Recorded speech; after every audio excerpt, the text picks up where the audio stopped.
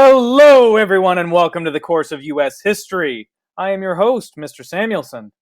Last time we were together, we looked at the settling of the southern colonies, particularly the expansion of Virginia and the creation of Maryland, the Carolinas, and Georgia. This time, we're going to dive back into New England, which we last visited a few lessons ago, to look at colonial culture. And this will begin 3 episodes where we look at the culture of the different colonial regions. Now, to understand some aspects of the New England culture, we have to understand the natural resources here. New England soil is not great. It's actually quite poor when compared to the rest of the colonies. So people couldn't rely solely on farming. You might have some level of subsistence farming, or subsistence farming is where you can grow enough food to feed yourself, but not really enough to make a living. So New Englanders had to have other sources of income as well. Now, in New England, the overall economy relied heavily on fishing and whaling. So you saw a lot of fishermen and a lot of whalers. You also saw some people working in forestry. That is, they would go into these forests, cut down these nice, tall, straight trees, which are great for making straight boards or maybe masts for ships. And they would provide this lumber to the English Navy, which had long ago cut down all of its best trees for their navy and were looking for a greater supply. Now, with the fishermen and the whalers and the shipbuilding industries came port cities. This would be where people got together around a place that was easy to get in and out of with ships to live.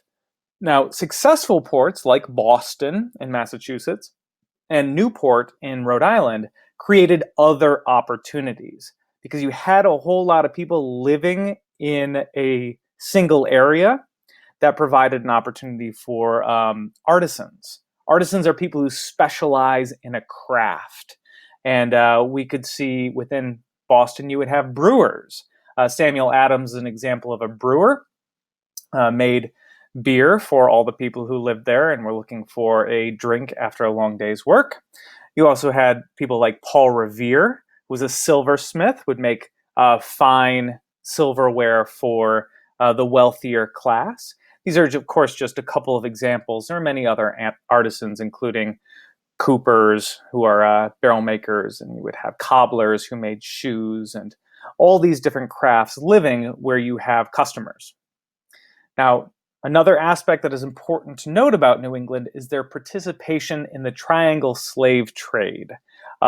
We had a lot of rum production in New England, and rum would be sold to Africa in exchange for enslaved persons, who were then shipped to the West Indies predominantly, where they grew a lot of sugar, and then the sugar was brought up to New England to be made into rum. Of course, a number of these enslaved persons also made it up to New England, but New England did not have the slave population that we see in the southern colonies a little bit later on.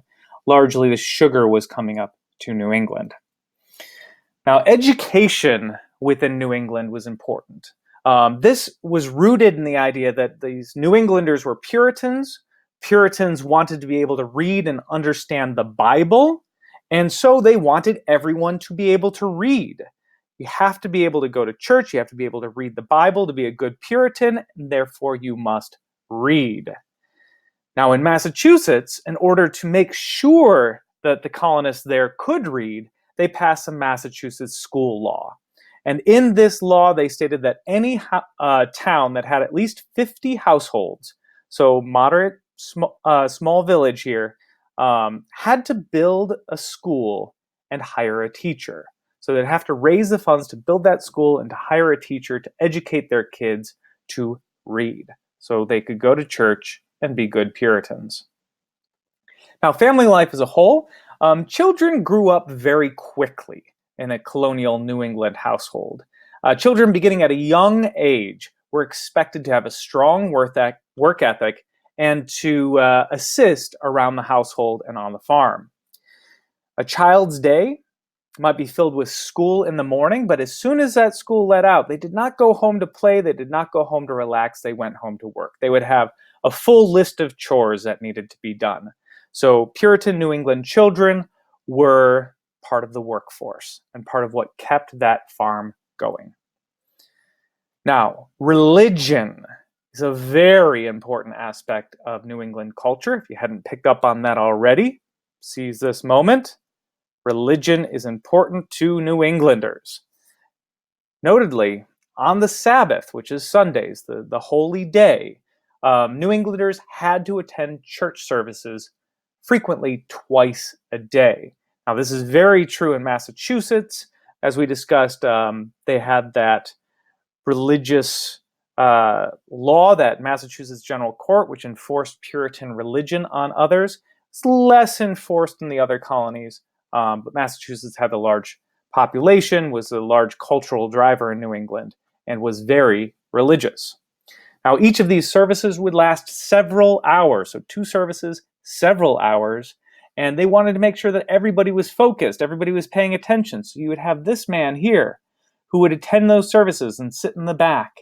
And if he noticed somebody drowsing off, they might get this nice brass ball at the end of his stick or the feather on the other end to help wake you up.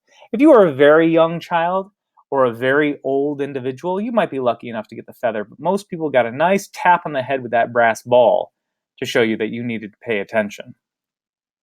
Work was forbidden on Sundays. Sunday was a day of rest, and Massachusetts law actually forbade you from doing any work.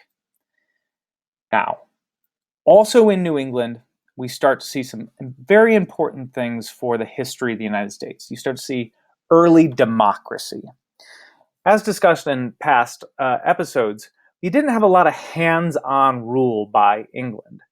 So the colonists were really left to themselves, which meant they had to step up. They had to be in charge, and town residents were responsible for settling a lot of the important issues of their town. So they would form committees, frequently elected, where they would debate and discuss certain issues and try to come to resolutions that everybody would have to abide by. So you would have this early form of democracy within New England. In fact, this was something that Thomas Jefferson, the future writer of the Declaration of Independence and 3rd President of the United States, looked back on and said, this was great. What New Englanders were doing, this self-governance, was the greatest invention ever devised for the exercise of self-government. If New England hadn't already been doing this, then the United States that was eventually created might have looked very different. But New Englanders set the stage for what democracy in America should look like. Thomas Jefferson and others seized a hold of that and will eventually create a new country based upon what a lot of the New Englanders were already doing. It is really the best. Next time, we're going to look at the culture of the middle colonies and see how those middle colonists lived their lives. Thank you for joining me for today's lesson in the course of U.S. history, and farewell.